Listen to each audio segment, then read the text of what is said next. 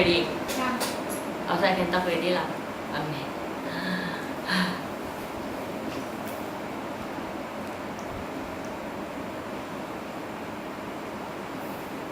Hi Rebecca.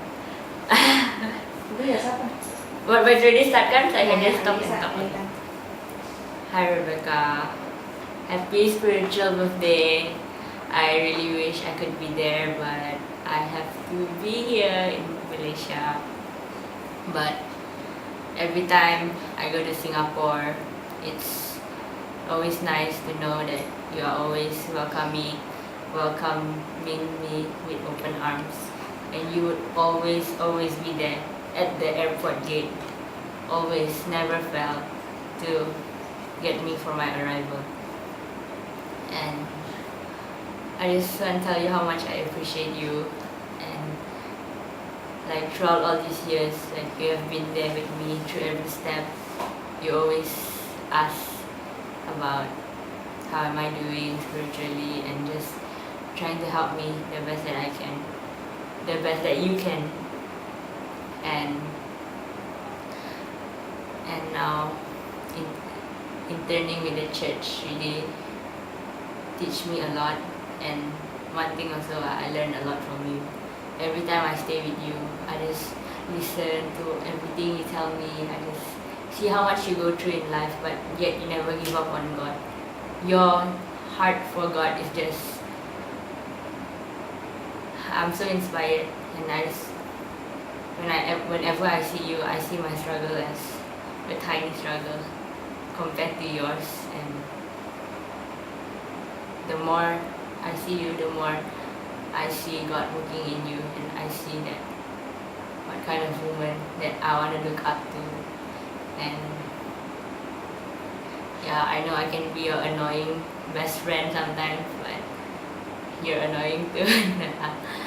And I don't only see you as a friend, but a sister, a disciple, and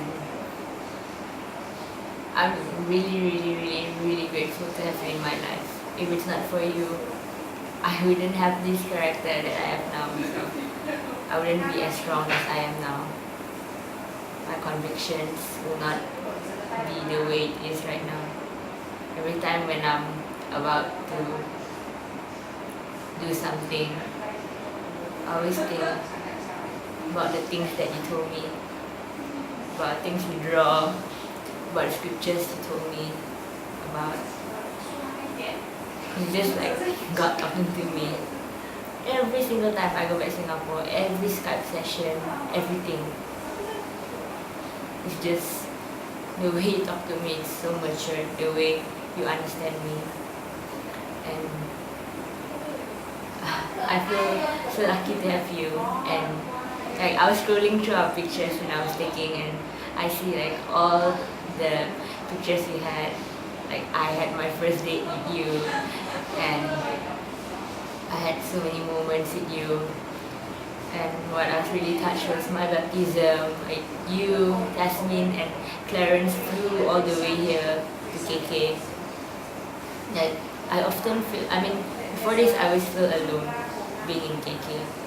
I always see you guys having each other. I always ask God like, why am I left here alone? Why am I so unfortunate? But you never stop trying, and you never give up to keep me accountable in my walk with God. I remember you calling me, sharing scriptures, sharing prayer, making up a blog, prayer blog, and I don't think I post much, but you post about everything almost every day. Like, your heart just to help your friends. I feel so bad sometimes that I cannot really help you much, but I try my best, and sometimes I manage to. But you're really a strong lady, and your zealousness, the way you disciple people. Remember going out late night, investigate, becoming FBI, man, if I'm in Singapore, we would be like secret agents together. Those moments, every time talking to you, it always make me think back, and I'm so glad that I have you in my life again. I'm so glad that like I don't feel lonely anymore. If I need someone, you would always be there, and not only be there as a friend, but be there to challenge me, to tell me about what I should do, what is right. You always be there to give me advice and just helping me, listening to me. Thank you. I know this is not much, but it's the least I can do.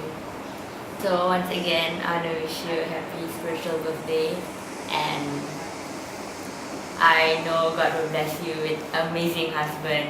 You just have to wait. And yeah, can't wait to see you soon. Hope you like this. Hey Becca, happy spiritual birthday. I remember the first time I met you, you weren't very spiritual, and I think I even asked you if you would consider to study the Bible, and I think you said no. And I asked, oh, why? And you said you wanted to just take some time and really make sure that your decision was really real. And when I found out you became a disciple, I was like, whoa, no way, she became a disciple. That's so awesome. And I could see through many of our Skype calls and chatting on Facebook that you've really grown a lot, and it's been so awesome seeing you grow, and just being able to just give me so much advice, and being able just being able to spend time with you and having all those spiritual talks, and it's been so amazing, and you've been helping me in so many ways. Like I can't even tell you just how much. And you are so awesome, and you're going to marry that one awesome brother one day, and when that happens, I'm gonna probably rub my ass a couple times because he's gonna be that amazing, because you are such an amazing sister, and I really appreciate the work you always put into when you try to help people. You're always caring, and you're always loving, and even though sometimes your emotions kind of don't show that sometimes, or your expressions, and sometimes when you roll your eyes, but I can see it through your actions and the way you're always there for people. It's just so inspiring seeing that, and I know that many teens, and I bet many poly people right now really appreciate you for always being there for them and just really trying to help them out. And I think one of my favorite things you've told me before was, I remember asking you something about helping people, and I think I asked you, why are you so, it was something like, why are you so passionate to tell people not to do not to do sin in general? Why are you so passionate about that? And then you said something like, if you had the power to help people, if you had the power and the time to do it, not really the time, but the power and stuff like that, wouldn't you do it? Wouldn't you take that opportunity to say and tell them your mistakes, and tell them that it's wrong, and tell them that it's not worth it? Wouldn't you be able to do the same thing?